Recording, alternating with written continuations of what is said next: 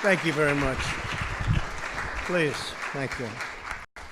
Good afternoon. And before we begin, 5 years ago, 9 innocent parishioners of a historically black church, you all remember this horrible event, were tragically killed during an evening Bible study in Charleston, South Carolina. That was a despicable act of evil. Today we remember this somber day as our hearts still break for the victims, and our prayers go with all. That was a terrible event. It was a terrible day. Terrible, terrible day for our country, for the world to witness.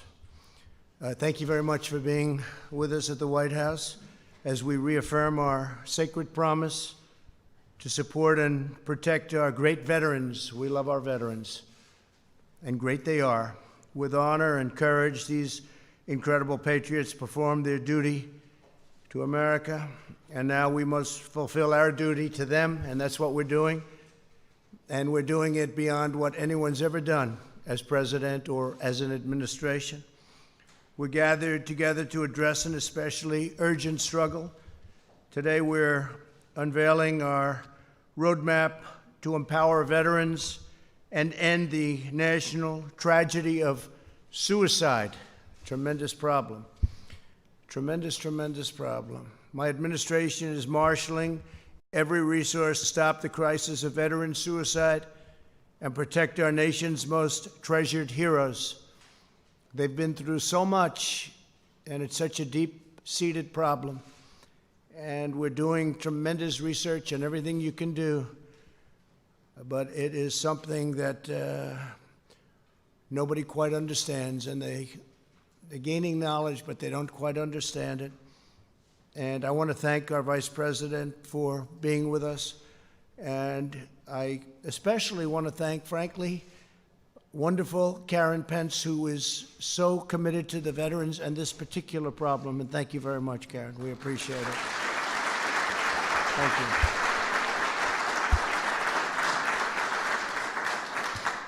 Here as well are several members of Prevent's task force. Prevent's, it's called. Prevent's. Secretary of Veterans Affairs, Robert Wilkie. Robert, great job. 90% approval rating, the VA. It's way, way up, 90%. That's a number that has never, not even come close to attaining that number, so it's a tremendous job you're doing. Thank you very much. Secretary of Labor, Jean Scalia. Jean, thank you very much. Secretary of Health and Human Services, Alex Azar. Alex, thank you. Secretary of Housing and Urban Development, the great Ben Carson. Thank you, Ben. Secretary of Education, Betsy DeVos. Thanks, Betsy. And Acting Director of OMB, Russ Vogt. Thank you, Russ, very much. Also with us are Surgeon General Jerome Adams. Where's Jerome? Jerome, hi, Jerome. And he got a standing ovation the other day. I introduced him. He got the only standing ovation, Jerome. What was that all about? And the Executive Director of Prevent's Task Force, Dr. Barbara Van Dalen. Thank you very much. Appreciate it. Thank you. Thank you, Barbara. And representatives from several of our nation's leading veterans groups. We have tremendous people in this room, people who work so hard for the veterans, and they love our military, they love our country, they love our veterans. Thank you all for being here very much appreciated. From day one, my administration has been on a mission of historic scope and scale to deliver results for our great veterans. After years of shameful scandal and neglect under the Obama-Biden administration, and scandal and neglect it was, we have fundamentally reorganized the VA from top to bottom, and we've reestablished a crucial principle. American veterans deserve the highest standard of care anywhere in the world, and that's what they're getting. Great leadership. To help veterans get the care they need when they need it, we approved Veterans Choice and made it permanent and that was a big deal. They've been trying to get it for decades and decades and decades. And we got it. We got it done. And basically, that means if you have a problem and you can't get to a doctor, it doesn't work, you end up going outside, you get your doctor, we pay the bill, and they get immediate service. Some of the veterans were forced in past administrations for a long time, beyond the Obama administration even, but for a long time they were expected to wait a week and 2 weeks and 3 weeks just to get to see a doctor. It was a terrible situation. Now we have Veterans Choice. They've been trying to get it so long, and it works incredibly well. And I would say that's a reason why, when I say 90% approval rating, that's probably one of the big reasons. Before I took office, every month seemed to bring a new story of crisis at the VA by our friends from the media. But the days of endless and deadly wait lists are over, and they are never going to come back. We're never going to allow them. Nobody can allow that to come back, what our vets had to put up with. I signed the VA Accountability Act into law, and we've removed more than 9,000 VA workers who were not giving our veterans the care, respect, attention that they've earned. And now that we have accountability, it's accountability, a very nice word. If an employee of government mistreats our veterans in any way, does something wrong, isn't good for the VA, the secretary looks at them and says, "You're fired, get out." Before, you couldn't do that. We had people for years and years. We had stories, I could tell you, story after story, how bad it was. You had sadists, you had thieves, you had some bad, bad people. So 9,000 have been fired. And they should have been fired a long time ago, but we got accountability, VA accountability passed. We secured record funding for the VA, including $9.6 billion for mental health services in 2020. $9.6 billion. Every VA medical facility now offers same-day emergency mental health, something we didn't have or even come close to having. We have dramatically expanded telehealth for our nation's veterans. And with COVID, it's really become probably the hottest thing there is in medicine, wouldn't you say? I think so. It's gone up in terms of usage by hundreds of times. It was not picking up until COVID came along, and now it's one of the hottest things you have going in the medical world, allowing people to consult with doctors from the comfort of their homes and not having to go out and not having to make long trips, and they get tremendous advice, I hope. The promised White House VA hotline that I've been talking about has fielded more than 400,000 calls right in the White House, successfully resolving 98% of veterans' concerns. It's a great thing.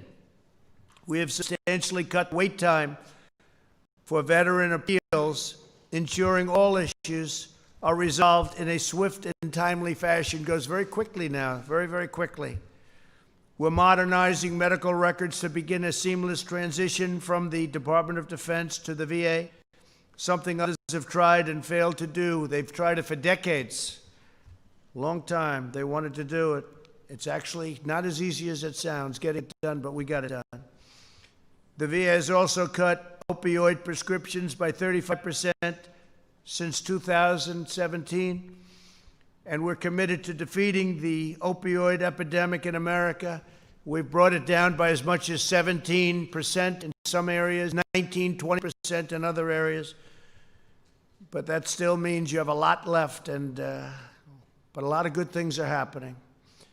I have to say, our border, where much of this comes in, drugs come in, we have drug problem, we have an opioid problem. It's all the same big problem, but our border is now as secure as it's been in many, many years.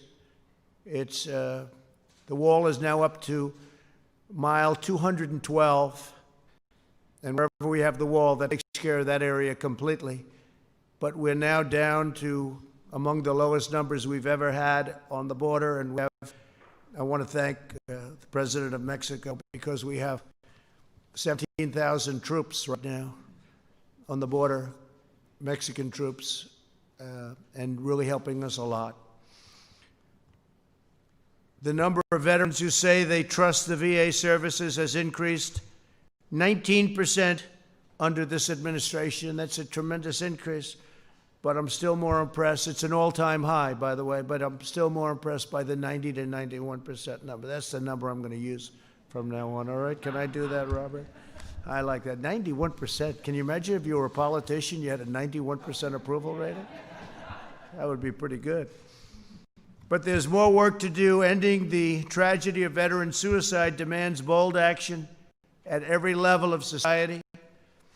20 veterans and service members take their own lives every single day. The loss of our heroes breaks our hearts and pains our souls. 1 year ago, I signed an executive order establishing Prevents Task Force to develop a nationwide strategy to support our veterans in distress and stop the grave tragedy of veteran suicide. Today, thanks to the leadership of Secretary Wilkie, it's been outstanding, I'm proud to announce that we are taking this critical initiative to the next level. Following the ambitious roadmap the task force has developed over the last year, you'll see things happening that nobody would have ever thought even possible. To lead this effort, Mrs. Pence and a team of ambassadors that she was very much involved with in choosing, including the Surgeon General, Jerome Adams. You're only there, Jerome, because Mrs. Pence wanted you there. Okay, that's a nice compliment. She's tough. That's a nice compliment. We'll launch a national public awareness campaign in the coming months. This historic campaign will mobilize every sector of American society to encourage heroes in need, empower them with the best prevention practices, and help every veteran thrive in their lives after service. They come home from these active battlefields and active places, and all of a sudden they're left sometimes alone, and you have a hard time with it. They fought our battles overseas, and now we must join them in winning this new battle at home. There's no single solution to this issue. Every resource must be brought to bear. We're expanding our partnerships with military and veteran organizations, universities, faith-based leaders, businesses, nonprofits, and all levels of government to establish specialized support systems for our veterans. The task force has already partners with 30 large corporations to help them prioritize the mental health of their employees, and we will continue adding to that number, and the number is growing very rapidly, very, very rapidly. We're also launching a national research strategy. The Prevents Office will work with the greatest scientific minds across our nation to evaluate research to better understand the trauma service members face. They face tremendous trauma. Identify effective treatments and communicate their findings to the public.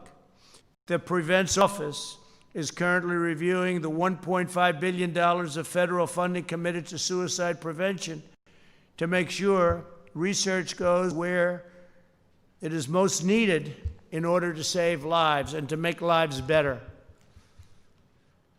Here with us today is former Marine and Coast Guardsman Chad Heiser, who can share with us his personal testimony about the importance of the steps we're taking today. And Chad, if I could, please, would you say a few words? Thank you.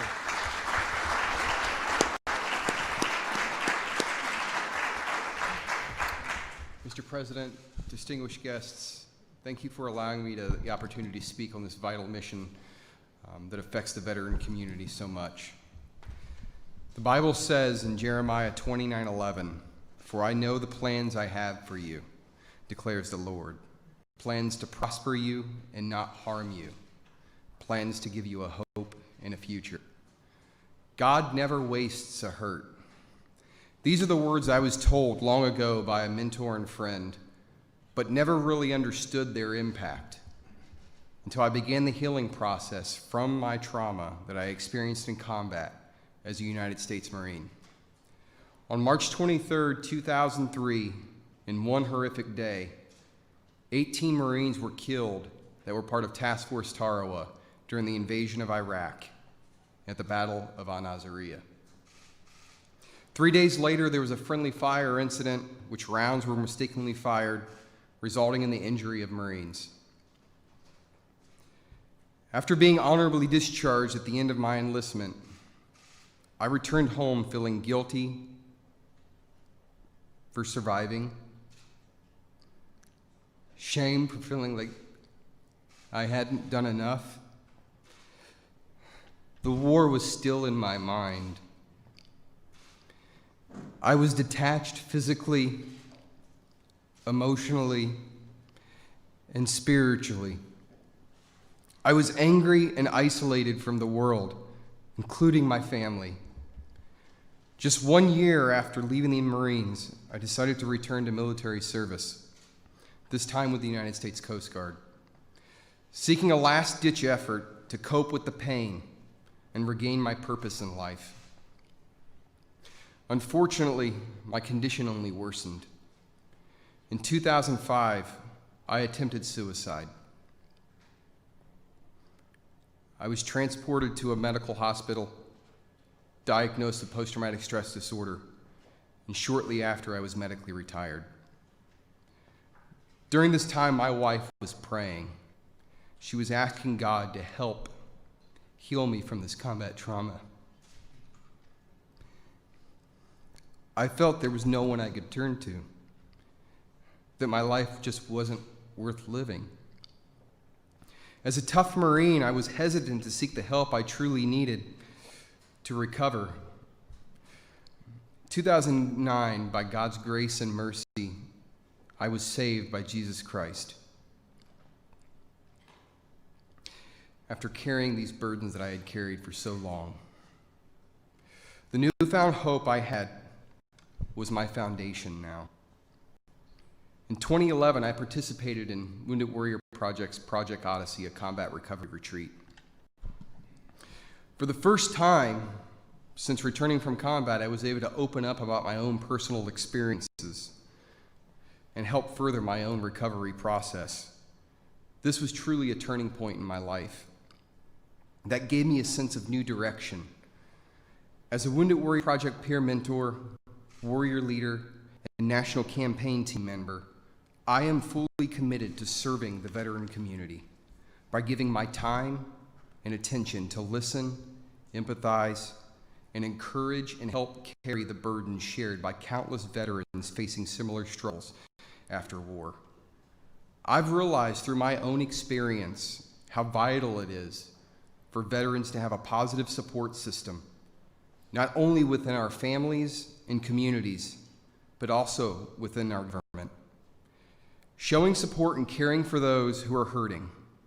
It's also important to let everyone know, let the country know, that they can be strong and ask for help if you're struggling. Mr. President, I would like to take this opportunity to personally thank you for your decision to implement this important initiative, combating mental health and suicide crisis within the veteran community. I am so grateful for your actions in insisting veterans to get the help they need at such a critical time. Your leadership in this matter truly shows your care for our nation's warriors. Thank you. Thank you, Chad.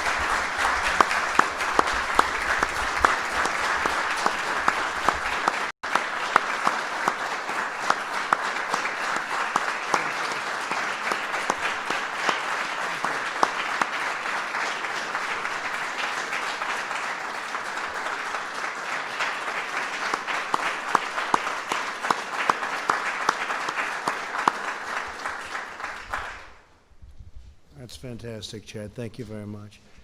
I thought because she's so important to what we're doing, I could just, prior to Secretary Wilkie, ask Karen Pence to say a few words. And she's going to be leading us into the promised land on this very tough subject. Do you mind? Please. Either one, Karen.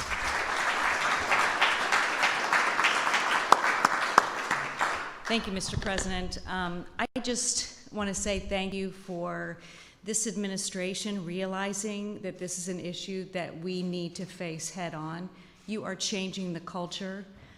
It's the leadership at the top. It's people like Chad being willing to be vulnerable. It's people like Dr. Van Dalen leading the whole task force of real experts who have been dealing with the suicide issue for many decades. And now all of us are coming together. We came together a few months ago at the Vice President's residence. We talked about how we wanted to go forward with this initiative.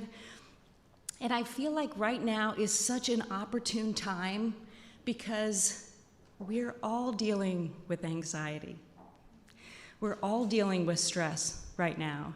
So if I can do anything as lead ambassador, it's my goal to help take away the stigma of mental health, take away the stigma for people to be able to come forward like Chad to say, there was a time in my life where I wanted to end everything. And our veterans, I've met with so many of them who say to me, I don't go to that dark place anymore. And so we are giving them hope. We want them to know, and anyone who's considering suicide, that there are people out there who want to help. There is a way forward, and I just am so grateful and honored to be lead ambassador for Prevents. So thank you, Mr. President. Thank you very much. Thank you very much. So she had no idea I was going to do that, but I have to say that I did it about 2 months ago. I said, maybe Karen wants to say a few words. And she got up and she spoke for 5 minutes. She blew everybody away. She was the star, right, Mike? And I said, come on, Karen, you got to go. Great, great. Really appreciate it. You're going to do a fantastic job. Thank you very much. Mr. Secretary, let's go.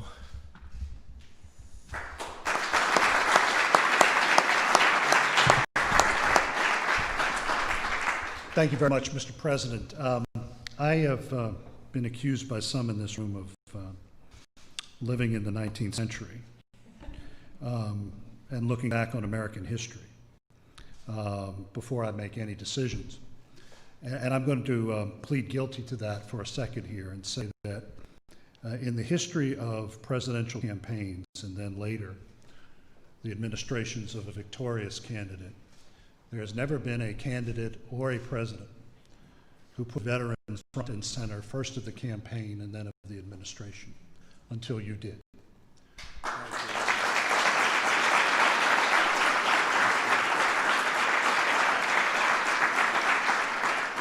I'm going to speak for Mrs. Pence, and I'm going to speak for myself as the son of a grievously wounded combat soldier from Vietnam, and in Mrs. Pence's case, the mother of a Marine warrior.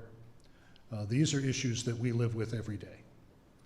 And for the President of the United States to say it is about time that those who have carried the burden of freedom on their shoulders are put front and center in the national conscience. That is an enormous first step for this nation and long overdue. Thank you, Ron.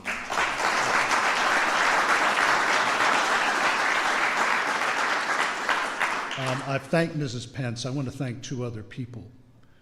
First is our executive director, Barbara Van Dalen, who took this burden on herself, but took it joyfully, and is not only opening the aperture when it comes to a discussion of this last tragic act in a veteran's life, but also opening the aperture on a discussion, finally having a discussion on mental health and addiction. So Barbara, I thank you very much for what you're doing. And last but not least, I want to thank our Deputy Secretary, Colonel Pamela Powers, who took this on when she was Chief of Staff and has carried it across the finish line. I thank you very much, ma'am.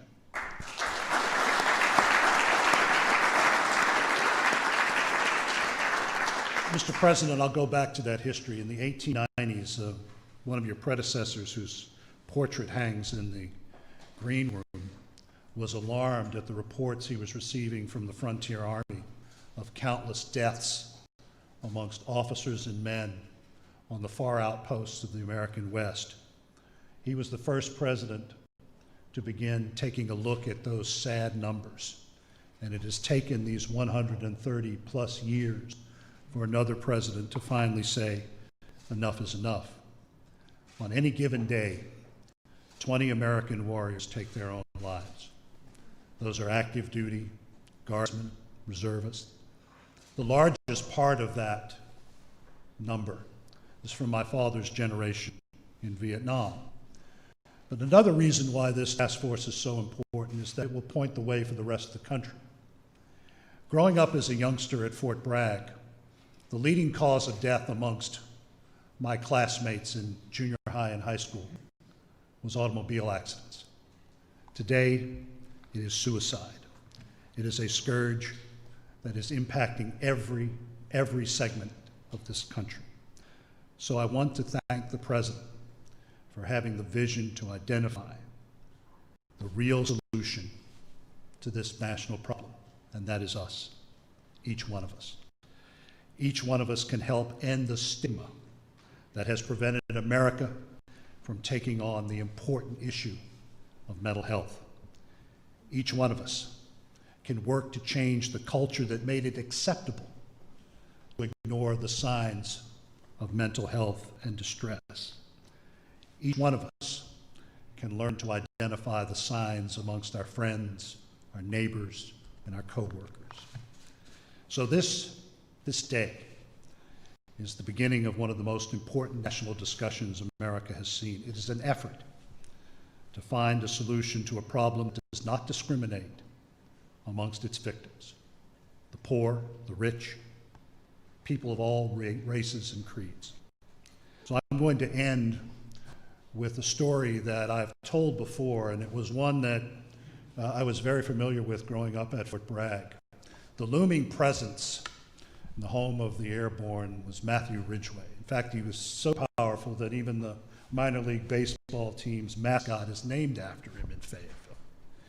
General Ridgway commanded the All-American Division to victory in North Africa, Sicily, and then General Eisenhower tasked him with leading the airborne assault on Hitler's Fortress Europe on the night of D-Day. General Ridgway planned the operations for the All-Americans, the Screaming Eagles, and the Red Devils of the British 1st Airborne. But on the night of the invasion, he couldn't sleep. He fell out of his cot, and he reached for sustenance in the Old Testament, and he looked to the book of Joshua and God's promise to Joshua on the eve of the great battle of Jericho. And the Lord promised the general, "I will not fail nor forsake thee." Mr. President, that is what you have sent to the American people today and to the 20 million Americans who are in uniform and who have left uniform, that we will not fail nor forsake the people of the United States who have always carried, without question, our freedom on their shoulders. So, Mr. President, I thank you very, very much.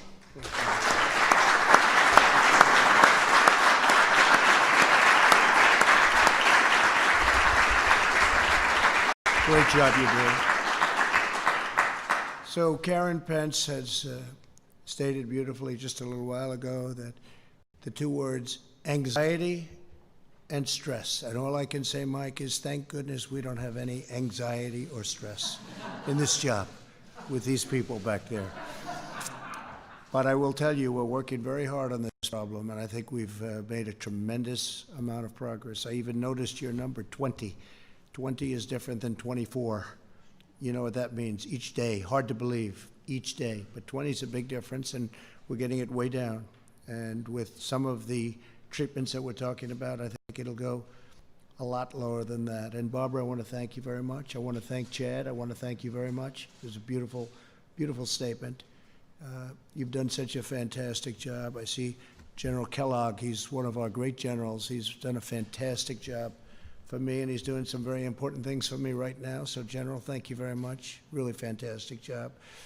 And we will have another meeting soon, and that meeting will be a meeting of progress, because I know with Karen in charge and with the Surgeon General working along with Karen and the group that you have, I know every one of them, you're going to make big, big progress very, very fast. So thank you very much. Thank you, Karen. Thank you very much. Mike, thank you.